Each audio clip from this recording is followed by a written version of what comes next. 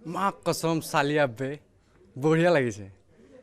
আচলতে মই একদম নতুন মানুহ, নতুন আহি আগতে নাটকত অভিনয় কৰিছোঁ। নাটকৰ যিটো মজা, সেই মজাটোতকৈ কেমেৰাৰ মজাটো ডিফাৰেণ্ট। আৰু চবে কোৱা শুনিছোঁ যে ইয়াত ডিফাৰেণ্ট কাম হৈছে, চব কামবিলাকে অলপ নতুন ষ্টাইলত হৈছে। ময়ো দেখিছোঁ নতুন নতুন লাগিছে। চালিয়া ছোৱালীয়ে হাতত গিলাচ লৈ কিছ নহয় নহয় হাত কিছ কৰা ষ্টাইল থাকিব। মুঠতে এমপ্লয়ডেই হওক বা আনএমপ্লয়ডেই হওক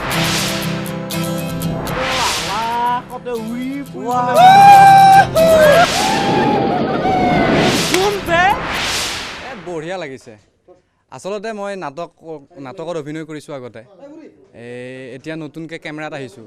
নাটকৰ যিটো মজা, সেই মজাটোৰ লগত মই অভ্যস্ত আছিলোঁ, কিন্তু কেমেৰাৰ যিটো মই ডিফাৰেণ্টটো পাইছোঁ তাৰমানে। আৰু চবে কোৱা শুনিছোঁ ইয়াত ডিফাৰেণ্ট ষ্টাইলত কাম হৈছে, মানে নতুন ষ্টাইলত কাম হৈছে। মই নিজে জড়িত নাছিলোঁ যদিও কেমেৰাৰ কাম আগতে দেখিছোঁ। মই নিজে অনুভৱ কৰিছোঁ ইয়াত ডিফাৰেণ্টটো মই পাইছোঁ, মজাটো পাইছোঁ। আৰু মইনাদাই মোক ইয়ালৈ বুটলি লৈ আহিছে। তেওঁৰ সপোন, মোৰ সপোন ইয়াত এক হৈ গৈছে। আৰু আশা দেখিছোঁ এইটো কথা যে ইউনিটটোত চবৰে সপোনবিলাক এটা হৈ গৈছে। প্ৰেৰণাই আচলতে সকলোকে ইনস্পায়াৰ্ড কৰিছে। তাৰমানে প্ৰেৰণাই ইনস্পাইৰেশ্যন এটা নামটো সুন্দৰ নাম হৈছে। আৰু আশা কৰিছোঁ যে সকলো মানুহে প্ৰেৰণাৰ পৰা প্ৰেৰণা পাব। আৰু ক'ব গ'লে कौन कमबख्त कहता है कि मर्द को दर्द नहीं, एक झलक जिंदगी की देख लीजिए प्रेरणा इंस्पायरेशन, फिर भी कोई बात बनी नहीं तो मेरा नाम मितुल नहीं, ओ सॉरी मेरा नाम सांकु नहीं। टिंग टिंग टिंग टिंग কোন বে? মই অৰিজিনেলি নাটকৰ মানুহ, নাটকৰ পৰা অহা মানুহ। কেমেৰাৰ ষ্টাইল নাটকৰ লগত সম্পূৰ্ণ একে নহয়। কেমেৰাৰ অভিনয় বা দুইটাৰ মাজত এটা ডিফাৰেঞ্চ আছে। সেই ডিফাৰেঞ্চটো থকা স্বত্তেও মোৰ এই জগতখনো ভাল লাগিছে। আৰু বেছি ৰসাল কৰি তুলিছে আমি সকলোৱে মইনা বুলি মাতে মঞ্জুল বৰুৱা। তেওঁ আমাৰ অসমত তেওঁ পৰিচালক হিচাপে, এই কেমেৰা আঁৰৰ পৰিচালক হিচাপে তেওঁ নতুন যদিও, নতুন বুলি কয়, কিন্তু তেওঁ যথেষ্ট অভিজ্ঞতা সম্পন্ন।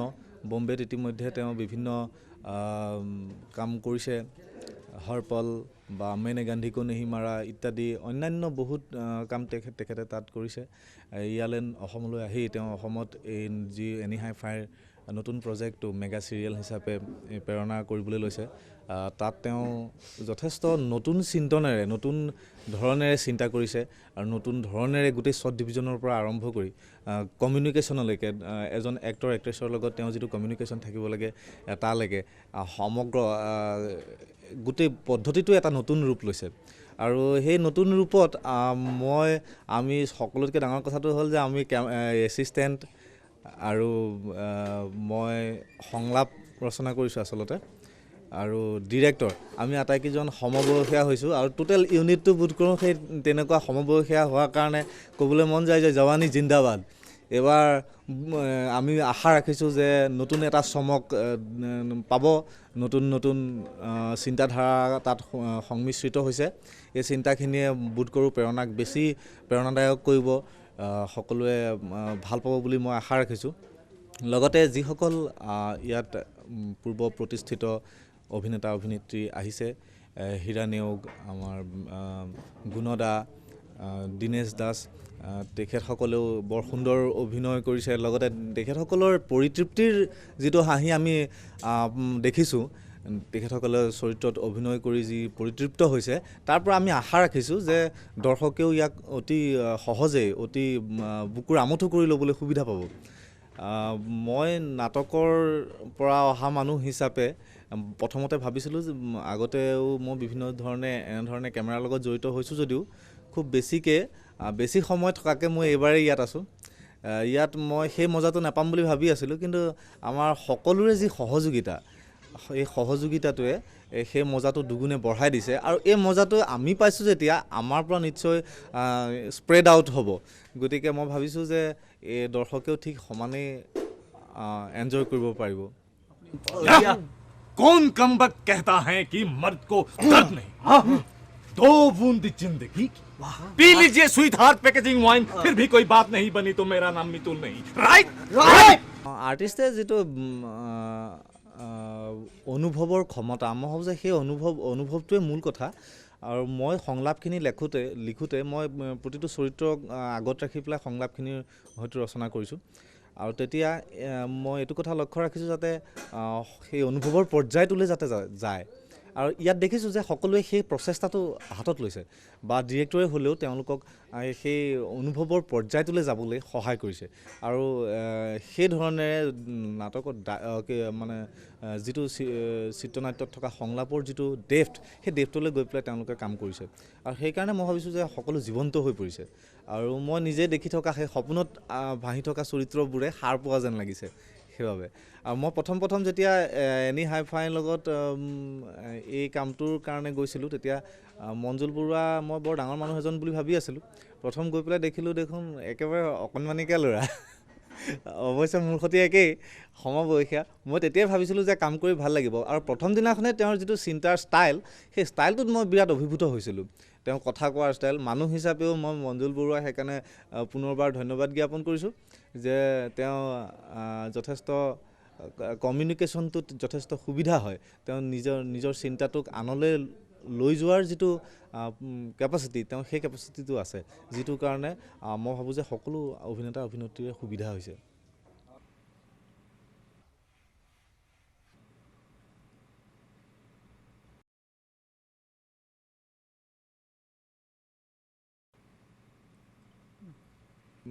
সফলতাটো হ'ব বুলি আমি আশাবাদী। মোৰ কনফিডেঞ্চ আছে যে দৰ্শকে প্ৰেৰণাক ভাল পাবই।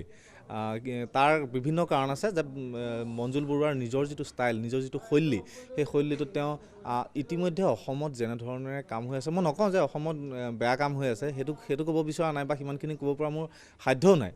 মই বৰ বেছি জড়িত মানুহো নহয়। তথাপি যিখিনি দেখিছোঁ যে তেওঁ নিজস্ব এটা ষ্টাইল আছে, আৰু এই ষ্টাইলটোত এটা মজা আছে, যিটো মজা আমাৰ অভিনেতা অভিনেত্ৰী সকলোৱে লৈছে, বা টেকনিচিয়ান সকলেও সেইটো গ্ৰহণ কৰিছে।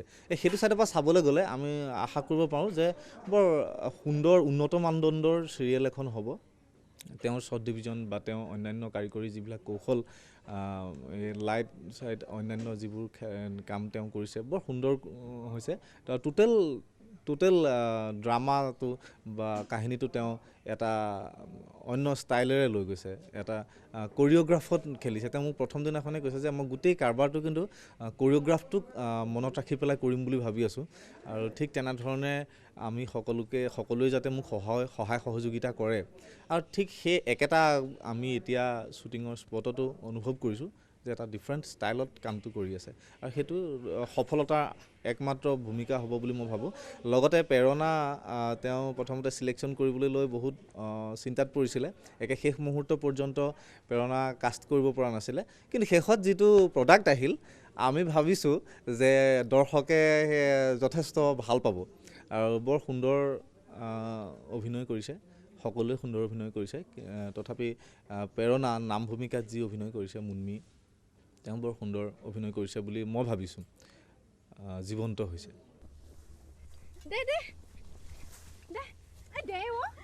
কিনো ধেমালি কৰি থাকো।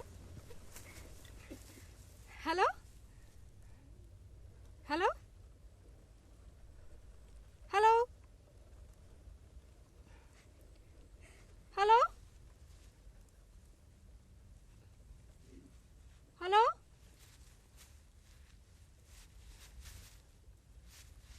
হেল্ল' হেল্ল'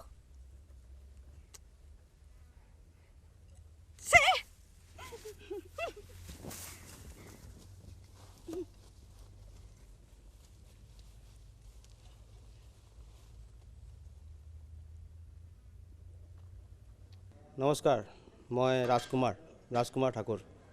প্ৰথমতে এনি হাই ফাই প্ৰডাকশ্যন আৰু মঞ্জুল বৰুৱাৰ ডাইৰেকশ্যন, তেওঁলোকক থেংক ইউ কৈছোঁ যে মই তেওঁলোকৰ ইউনিট কাম কৰিবলৈ পাইছোঁ, বা তেওঁলোকে মোক বিচাৰিছে বাবে। ইয়াত স্পট বয়ৰ পৰা ডাইৰেক্টৰলৈকে, স্পট বয় খাইদাৰ পৰা আৰম্ভ কৰি ডাইৰেক্টৰলৈকে চবকে ভাল লাগিছে। ফ্ৰেণ্ডলি কাম কৰিছে, বিন্দাছ কাম কৰিছে। হয়তো সমবয়সীয়া হোৱাৰ কাৰণেই হ'ব পাৰে। আৰু তেওঁৰ নাই ষ্টাইল যিটো নতুন ধৰণে প্ৰেজেণ্ট কৰিছে সেইটো ষ্টাইলো ভাল লাগিছে আৰু কাহিনীটো প্ৰেৰণা যিটো কাহিনী সেই কাহিনীটো মই ভাবোঁ আমাৰ সমাজৰ কাৰণে এটা মেছেজো আছে আৰু প্ৰেৰণা মানে সেই প্ৰেৰণা হৈ গৈছে তাৰমানে আৰু সামাজিক এটা বঢ়িয়া সামাজিক কাহিনী ফেমিলি ড্ৰামা চবৰ কাৰণে উপযোগী ইয়াত চব ধৰণৰ মছলা আছে যিটো আমাৰ ধৰক অডিয়েঞ্চে বিচাৰে বুলি ভাবোঁ তাৰমানে কিবা নয়া পাব বুলি ভাবোঁ তাৰমানে আৰু চব টেকনিচিয়ান চব ইউনিট চব আৰ্টিষ্ট চবেই মানে প্ৰাণ ঢালি কষ্ট কৰিছে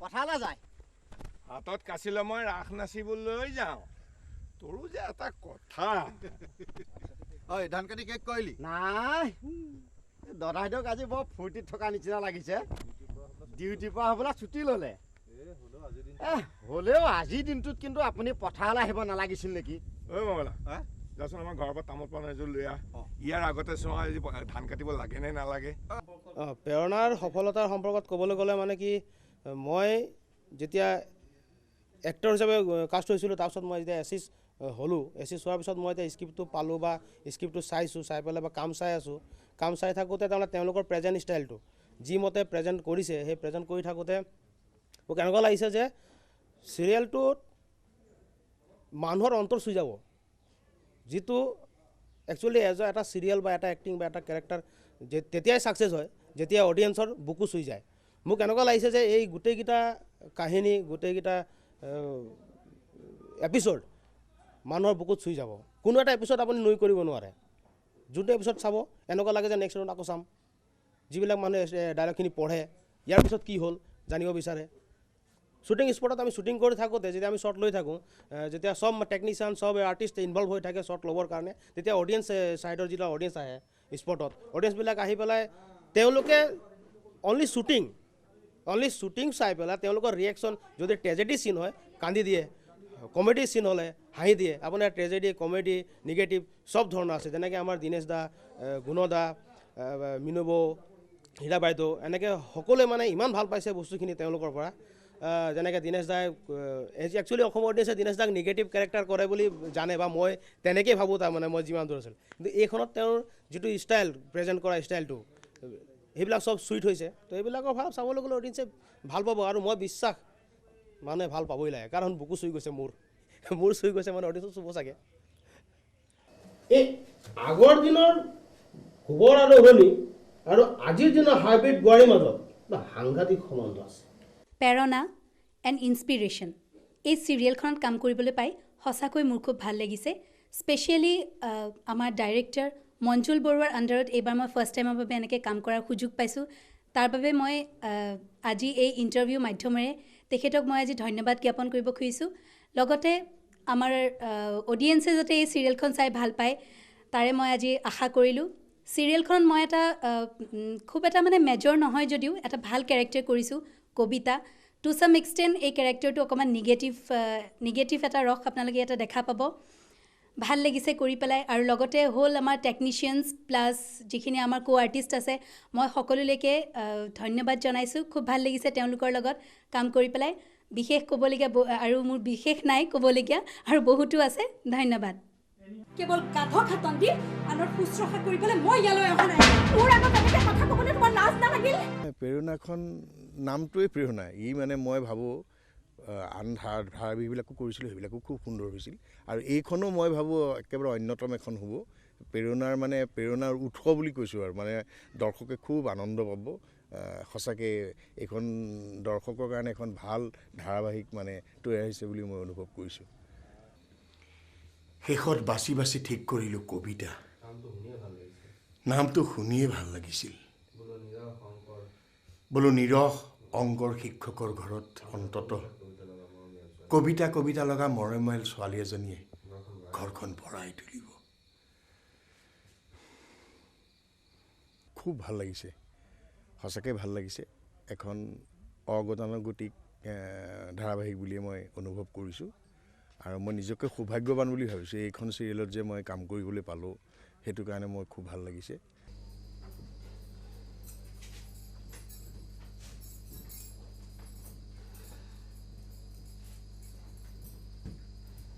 যিটো চৰিত্ৰ মোক দিছে এই চৰিত্ৰটোত মই কিমানখিনি কি কৰিব পাৰিছোঁ ক'ব নোৱাৰোঁ, কিন্তু চৰিত্ৰটোৱে মোক বহুখিনি কৰাৰ সুবিধা দিছে আৰু সেইখিনি সময়ে ক'ব মই কেনেকুৱা কৰিছোঁ। কিন্তু সঁচাকৈ মই এটা চৰিত্ৰ খুব ভাল চৰিত্ৰ পাইছোঁ বুলি মই বাৰুকৈ অনুভৱ কৰিছোঁ মানে।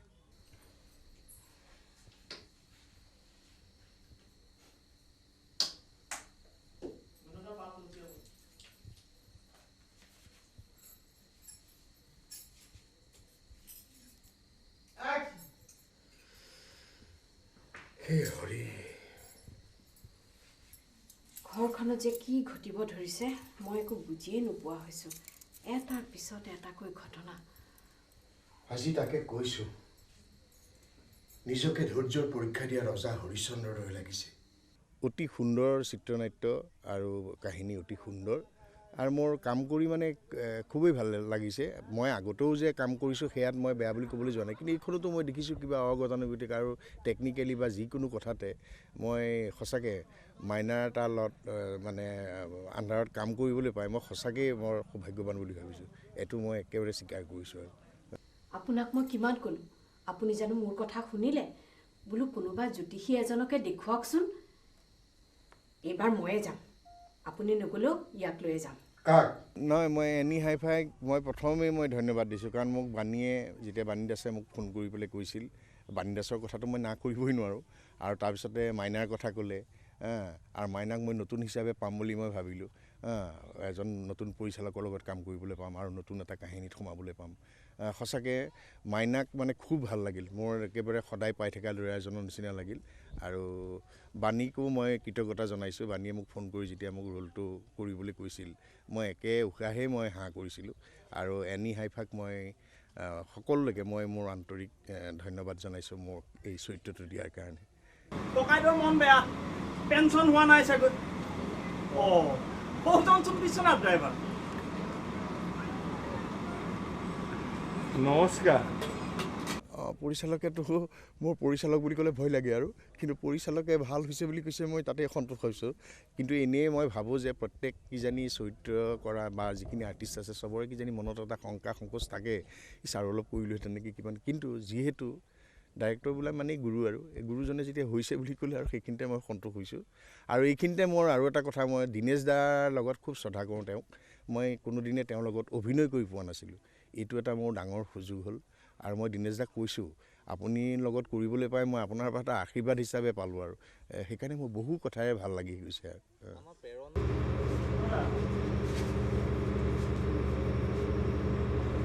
চৰিত্ৰটোৰ ক্ষেত্ৰত মোৰ ক'বলৈ অকণমান ভয়ো লাগিছে, কেনেকুৱা কৰিছোঁ কি কৰিছোঁ। কাৰণ পৰিচালকে যেতিয়া মোক কৈছিল, পৰিচালক মাইনা যেতিয়া কৈছিল যে এই চৰিত্ৰটো মানে মোক আগত ৰাখি তেওঁ চৰিত্ৰটো লিখিছিল, তৈয়াৰ কৰিছিল, সেইটোৱে মোক অকণমান খুব ভিতৰি ভিতৰি ভয় খুৱাই আছে।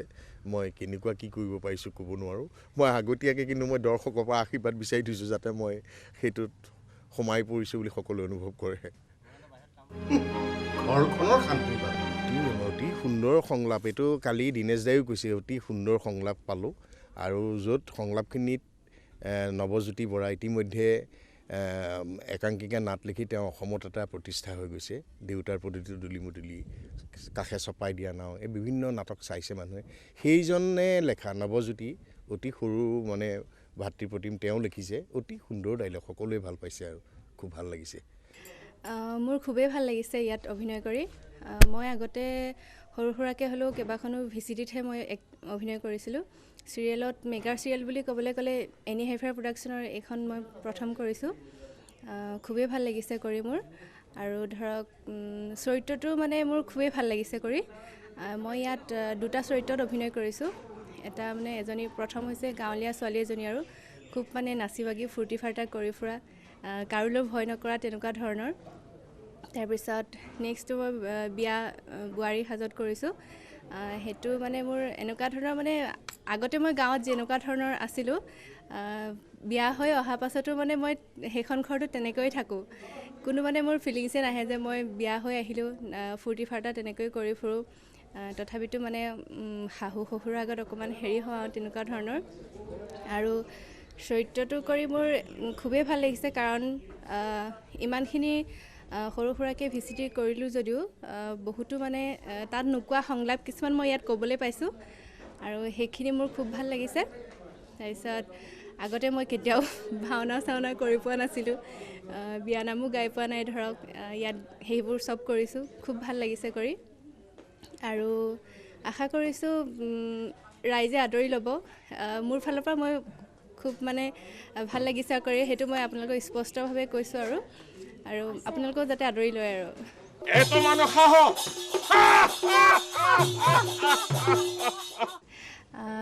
সঁচা কথা ক'বলৈ গ'লে মোৰ চৰিত্ৰটোৰ এনেকুৱা ধৰণৰ যে এজনী ছোৱালীয়ে মানে জীৱনত কৰিব নোৱাৰা কাম একোৱেই নাই, সেইটোকে বুজাইছে মানে কেৰেক্টাৰটোৱে। যিকোনো মানে প্ৰতিকূল মানে ধৰক যিমান টান কাম হওক, যিমান বাধা বিঘিনিৰ মাজেৰে হ'লেও মানে তাই আগুৱাই যাবই আৰু কাৰো প্ৰতি মানে তাইৰ মনত বেয়া ভাৱ নাথাকে, সকলোকে তাই সমান চকুৰে চায়, তেনেকুৱা ধৰণৰ। খুবেই সুখী মই, কাৰণ সকলোৱে ইয়াত বহুত কষ্ট কৰিছে, ফূৰ্তি ফাৰ্তা কৰি কষ্ট কৰি আমাৰ কামটো কৰি আছোঁ আৰু পৰিচালকৰ লগত মোৰ ভাল লাগিছে কৰি। তেখেতৰ ডাইৰেকশ্যনত এটা নিজৰ ষ্টাইল আছে আৰু সেইটোত মোৰ ভাল লাগিছে কৰি। আৰু মই প্ৰথম কৰিছোঁ তেখেতৰ লগত এইবাৰ। মোৰ আগতে তেখেতৰ লগত চিনাকি নাছিলে আৰু তেনেকৈ ধৰণৰ, ৰাজেশ দাৰ পৰাই মোৰ চিনাকি হ'ল। ৰাজেশ দাই মোক তেখেতক লগত চিনাকি কৰাই দিলে আৰু। চাতে শুকুৱা মুঠিতে লুকুৱা ঐ ৰাম সেই সাজ পিন্ধাব পাৰেহে।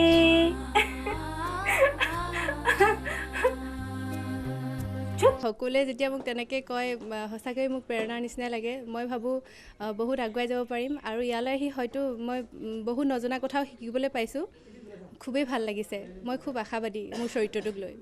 ইয়ানি হাইফাইৰ তৰফৰ পৰা যি মেগা চিৰিয়েলৰ যিটো নতুন পদক্ষেপ হাতত লোৱা হৈছে, সেই চিৰিয়েলখন পৰিচালনা কৰিছে মঞ্জুল বৰুৱা আৰু চিত্ৰনাট্য কাহিনী তেখেতৰে, সংলাপ ৰচনা কৰিছে নৱজ্যোতি বৰাই। এই চিৰিয়েলখনলৈ প্ৰথম মই যেতিয়া নগাঁৱত হাতীচুঙত কিবা এটা শ্বুটিং কৰি আছিলোঁ দিব্যজ্যোতি শইকীয়াৰ, তেতিয়া মোক ঘনশ্যাম কলিতাই ফোন কৰি সুধিছিলে যে তপন মেগা চিৰিয়েল এখনত মানে এক্টিং কৰিব লাগে, তুমি কৰিব পাৰিবা নেকি, সময় দিব পাৰিবা নেকি? তেতিয়া মই লগে লগে পাৰিম বুলি কোৱা নাছিলোঁ, কিন্তু পাৰিম বুলি কোৱা নাছিলোঁ যদিও যেতিয়া মঞ্জুল বৰুৱা ডাইৰেক্টৰ মানে মইনাদা ডাইৰেক্টৰ বুলি ক'লে, তেতিয়া মই কিন্তু লগে লগে ভাবিছোঁ আৰে এইটোতো বৰ সাংঘাতিক কথা। এইটো মানে কি যদিও মানে কি মেগা চিৰিয়েল বুলি ক'লে 100 এপিছ'ড হ'লে তাৰমানে এনেকুৱা হ'ব কথাটো যে মই সোমাই যাম এবাৰ কেৰেক্টাৰটোত, তাৰপিছততো মই বেলেগ কাম কৰিব নোৱাৰিম। তথাপিতো মই চিন্তা কৰিলোঁ, ঘৰত কথাটো পাতিলোঁ, কাৰণ মই অহা নাট্যবৰ্ষত ৰাজশ্ৰী থিয়েটাৰলৈ যাম। মই ভাবিছোঁ টাইমটো মেনেজ কৰিব পাৰিম নে নাই। তাৰপিছত যি নহওক আল্টিমেটলি টাইমটো যেনেকৈ হওক মই এতিয়াতো একদম সহজতে পাৰিছোঁ আৰু পিছলৈ পাৰিম নে নোৱাৰিম সেইটো কথা মই ডিৰেক্টৰৰ লগত আলোচনা কৰি চালোঁ, কৈছে বোলে নাই মেনেজ কৰিব পাৰিব। গতিকে মই আহি গ'লোঁ আৰু কেৰেক্টাৰটো কৰিবৰ কাৰণে। ইয়াত মোৰ কেৰেক্টাৰটো হ'ল বিদ্যুৎ নাম, প্ৰেৰণাৰ বয়ফ্ৰেণ্ড। প্ৰথম পৰ্যায়ত প্ৰথম 10টা এপিছ'ডলৈ বয়ফ্ৰেণ্ড, তাৰপিছলৈ তেখেতৰ হাজবেণ্ড হ'লে। বিদ্যুৎ চৰিত্ৰটো এনেকুৱা যে বিদ্যুৎ চৰিত্ৰটো সি মানে মোক প্ৰথম নৱই মোক এদিন কৈছিলে আৰু মইনাদাও এদিন অফিচলৈ মাতি নি পেলাই মোক কৈছিলে যে ল'ৰাটো এনেকুৱা যে সি যিটো কাম কৰিব সততাৰে কৰিব, প্ৰেম কৰে, মানে কি হেৰিয়াক ভাল পায়, প্ৰেৰণাক ভাল পায়, খুব সততাৰে ভাল পায়, তাত লোক ঢাক নাই, চবৰে লগত এটা মিলা মিছা কৰি পেলাই ধুনীয়াকৈ অলপ কমিক চেন্স এটা থকা ভাল ল'ৰা এজন।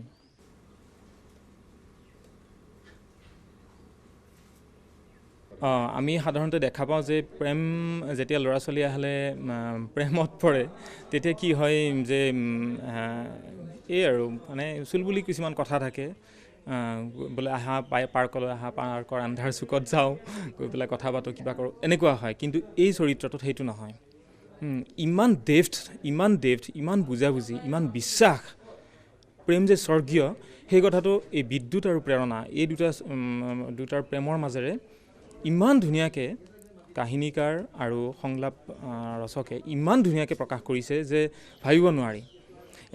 মই জাষ্ট সৰু এক্সাম্পল এটা দিছোঁ এনেকুৱা হয় যে প্ৰথম যিদিনা হেৰি দিছিলে গিফ্ট যিটো দিছিলে তাইক যে এইটো লোৱা তুমি দিছিলে সেইটো মই বহুদিন পিছত আফটাৰ মেৰেজ মই যেতিয়া দেখিলোঁ দেখাৰ পিছতে মই সেইটোলৈ চাই আছোঁ তাইৰ ঘৰত চাই আছোঁ তেতিয়া তাই সুধিছিলে কি চাইছা তোমাৰ মনত আছেনে মই কৈছিলোঁ মোৰ মনত আছে তোমাৰ লিহিৰি আঙুলিৰ প্ৰথম পৰশ মোৰ হাতত লাগিছিল তাৰপিছত আৰু কিবা কিবি কৈছিলে তাৰপিছত তেতিয়া মোৰ সংলাপ এটা মানে সৰু সংলাপ এটা ইমান মোৰ তাতচি ইমান মনত লাগি গৈছিল হেৰা পাখি মেলা অতীত কেনেকৈ উৰি উৰি পাৰ হৈ গুচি যায় সঁচাকৈ বহুত তাতচি সংলাপ আছে গোটেই কাহিনীটো ইমান ধুনীয়া কাহিনী যে আৰু মই এইখিনিতে এটা কথা মানে মই ডাইৰেক্টৰ মইনাক সুধিছিলোঁ যে আপুনি চিৰিয়েল আৰু চিনেমাৰ মাজত ইয়াত যে ট্ৰিটমেণ্টবিলাক কৰিছে চিৰিয়েল আৰু চিনেমাৰ মাজত কিবা ডিফাৰেঞ্চ ৰাখিছে নেকি তেখেতে কৈছে যে নহয় মোৰ কাৰণে এইটো এটা বাস্তৱ মানে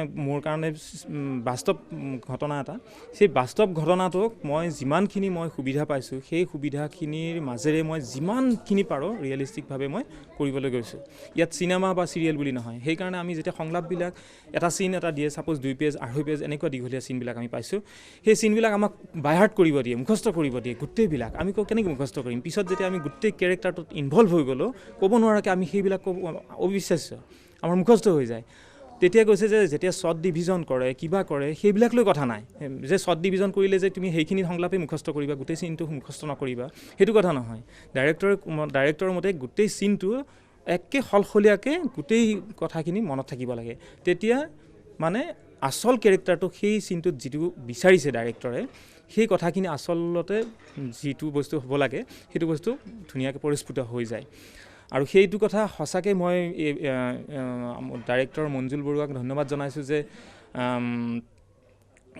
যেতিয়া 2 পেজ 2.5 পেজ আমি 10 মিনিট 14 ছেকেণ্ডৰ একোটা চিন ওৱান শ্বটত কৰিব পাৰিছোঁ আৰু সঁচাকৈ যিটো ইনভলভমেণ্ট সেই ইনভলভমেণ্টটো আমি ক'তো পোৱা নাছিলোঁ ফুট বগা ডাৱৰ চোপৰাত বহি মিচিক মাছা খাহি সৌজনী কণ পূৰ্ণিমাই মই ভাবোঁ প্ৰেৰণা চিৰিয়েলখন ডেফিনেটলি ছাকচেছ হ'বই এইকাৰণে ছাকচেছ হ'ব যে আমি এতিয়ালৈকে যিমানবিলাক চিন কৰিলোঁ প্ৰতিটো চিনেই এনজয় কৰিছোঁ প্ৰত্যেকজন আৰ্টিষ্টে এনজয় কৰিছোঁ প্ৰত্যেকজন টেকনিচিয়ানে এনজয় কৰিছোঁ যিহেতু আমি এনজয় কৰিছোঁ আমাৰ যিবিলাক শ্বুটিং চোৱা মানুহ আছে শ্বুটিং চোৱা মানুহ পৰ্যন্ত কিছুমান চিনত কান্দি গৈছে হাঁহি উঠা চিনত হাঁহি গৈছে মই ভাবোঁ ইমান এনজয় আমি যিহেতু কৰিছোঁ গতিকে এইখন ছাকচেছ হ'ব তাৰ উপৰি মই লগতে কওঁ যে প্ৰেৰণা কেৰেক্টাৰটো যি কৰিছে মুন্মি কলিতা তাইৰ যথেষ্ট সহযোগ মই আজি ৰাতিপুৱাও ভাবিছোঁ কথাটো যে তাই যথেষ্ট মোক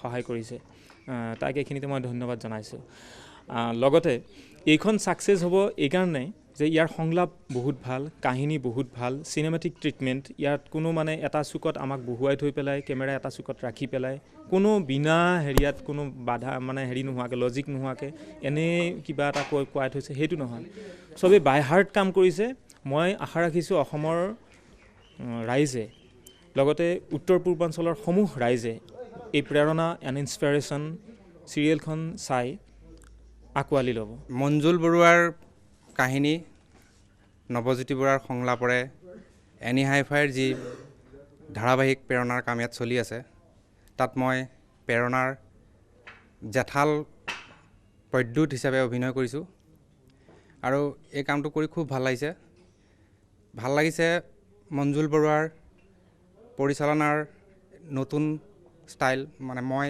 আগতে যি পৰিচালকৰ লগত কৰিছোঁ তেওঁলোকতকৈ তেওঁৰ এটা নতুন ষ্টাইল আছে আৰু ভাল লাগিছে নৱজ্যোতি বৰুৱাৰ তাৰমানে যি সংলাপ সেই সংলাপত গাঁৱৰ পৰা হেৰাই যোৱা বহু শব্দক তেওঁ ইয়ালৈ লৈ আহিছে সেই শব্দবোৰ আকৌ এই ধাৰাবাহিকৰ মাজেৰে অসমীয়া সমাজলৈ যাব এখন গাঁৱৰ ধাৰাবাহিকৰ মাজেৰে হেৰাই যোৱা গাঁৱৰ শব্দবোৰ অসমৰ মানুহে পাব খুব ভাল লাগিছে ইয়াৰ গোটেই ইউনিটটোৱে ভাল কাম কৰিছে সহকাৰী পৰিচালক ৰাজকুমাৰ মেকআপত মুকুল দা কেমেৰা উৎপল দা বা আমাৰ লাৱণ্য দা লাইটৰ এই গোটেইখিনিৰ যি কাম এই গোটেইখিনি খুব ভাল লাগিছে এটা সম্পূৰ্ণ এটা নিজৰ পৰিয়ালৰ দৰে সকলোৱে কাম কৰিছে সকলোৰে এই যি কাম এই কামৰ মাজেদি এই প্ৰেৰণাক সফলভাৱে অসমৰ ৰাইজৰ মাজলৈ লৈ যাবৰ কাৰণে এনি হাই-ফাই প্ৰস্তুতি কৰিছে আৰু ৰাইজে নিশ্চয় আদৰি ল'ব। নতুন পুৰণি বহু অভিনেতা অভিনেত্ৰী ইয়াত আহিছে, প্ৰত্যেকেই নিজস্বভাৱে পৰিচালকৰ সহযোগিতাৰে অভিনয় কৰি নিজৰ চৰিত্ৰক সফল কৰাৰ প্ৰচেষ্টা লৈছে। এই গোটেইখিনি খুবেই আমাৰ এতিয়ালৈকে আমি নিজে জড়িত হৈ থাকি খুব ভাল পাইছোঁ।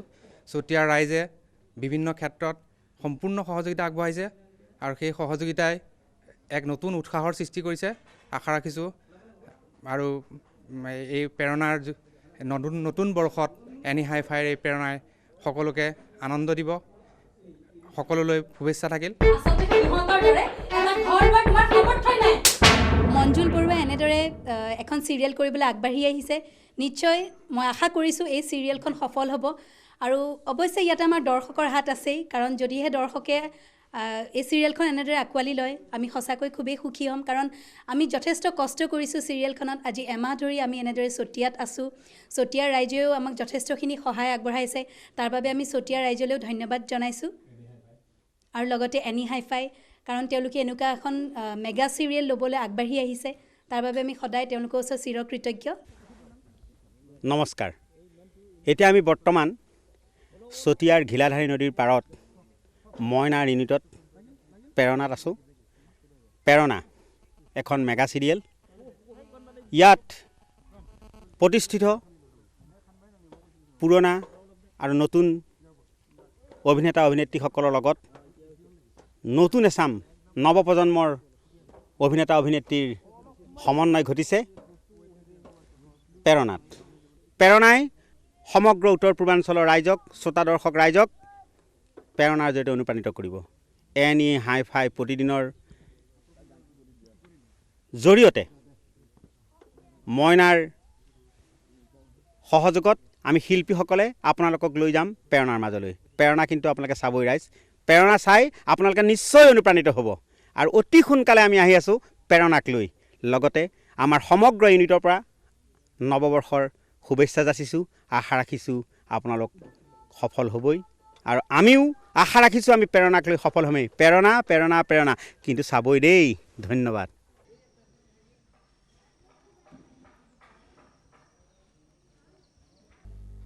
এনি হাই-ফাই উদ্যোগত মঞ্জুল বৰুৱাৰ প্ৰযোজনাত পৰিচালনাত প্ৰেৰণা এখন ব্যতিক্ৰমধৰ্মী চিৰিয়েল হোৱাটো মই ভাবিছোঁ। এই চিৰিয়েলখনত এনি হাই-ফাই গোটেই কৰ্মকৰ্তাসকলে যিখিনি আন্তৰিকতাৰ চিৰিয়েলখনৰ প্ৰতি মনোনিৱেশ কৰি কাম কৰিছে, তাক দেখি মই যথেষ্ট সুখী। আৰু মই ভাবোঁ অসমীয়া চিৰিয়েলত প্ৰেৰণাই এক প্ৰেৰণা আনক, মই তাকে আশা কৰিলোঁ। আৰু নতুন বছৰত অসমবাসী ৰাইজে প্ৰেৰণাৰ জৰিয়তে এক অনন্য অনুভূতি লাভ কৰিব বুলি মই ভাবিছোঁ।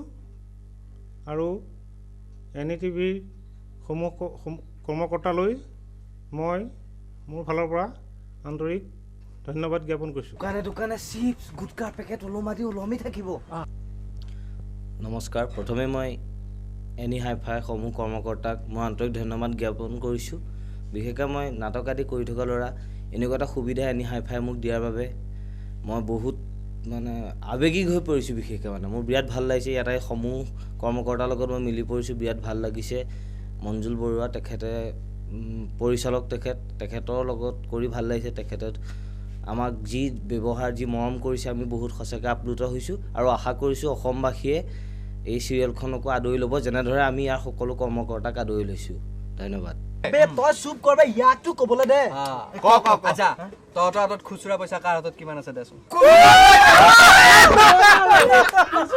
হয়, প্ৰেৰণা কৰি মোৰ খুব ভালেই লাগিছে আৰু মই বিশেষকৈ এইবাৰ প্ৰথম বুলিয়ে ক'ব লাগিব। এনেকৈ এনেকুৱা এটা গ্ৰুপৰ লগত কৰিব পাৰিছোঁ, সকলোৰ লগত মিলিজুলি। আৰু আমাৰ পৰিচালকেও একদম লগৰ নিচিনাকৈ যিখিনি সহায় সহযোগ আগবাঢ়িছে আৰু আমাৰ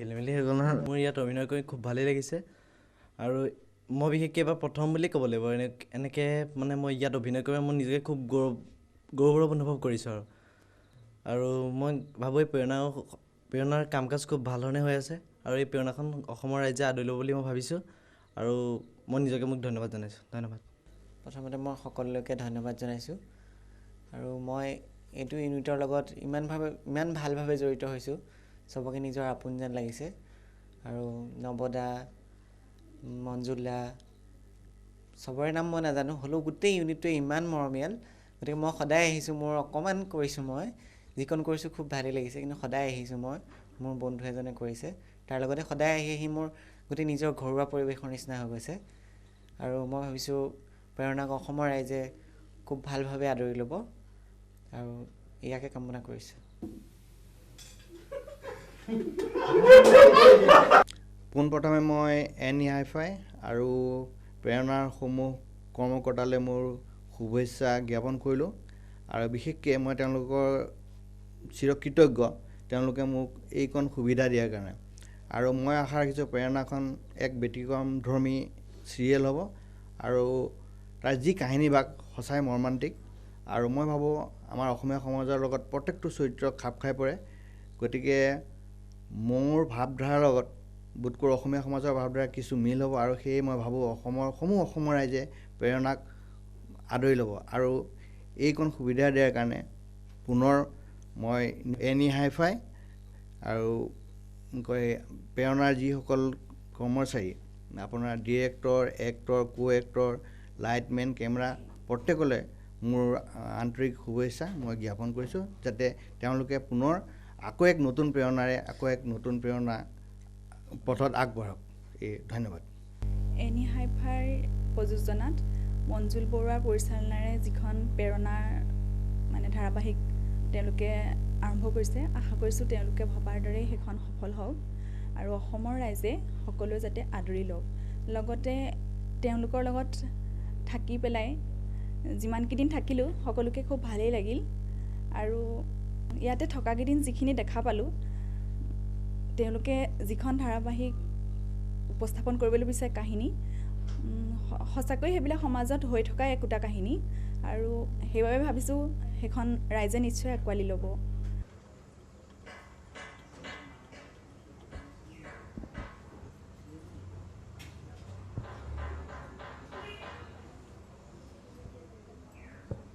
এইটো মই তাইৰ লগত মই আগতে কাম কৰিছোঁ তাইক মই তেতিয়াই অনুভৱ কৰিছোঁ তাই আগলৈ যেন ভাল কিবা কৰিব আৰু এতিয়া মই তাই কৰি থাকোঁতে মই ওচৰৰ পাজৰে থকা অডিয়েঞ্চৰ পৰাও মানে মই যিখিনি মন্তব্য পাইছোঁ নহয় অতি সুন্দৰ এজনী ছোৱালী আহিছে আমাৰ হেৰিলৈ বুলি মই এইটো দৰ্শকৰ পৰা শুনিছোঁ দেই মানে যোনে এই হেৰি চাই আছিলি আহি আমাৰ শ্বুটিং চাই আছিলি তেওঁলোকৰ পৰা মই মাজে মাজে কমেণ্টবিলাক মোৰ কাণত পৰিছে সেইটো এটা ভাল লগা কথা আৰু সঁচাকৈ ভাল কৰিছে তাই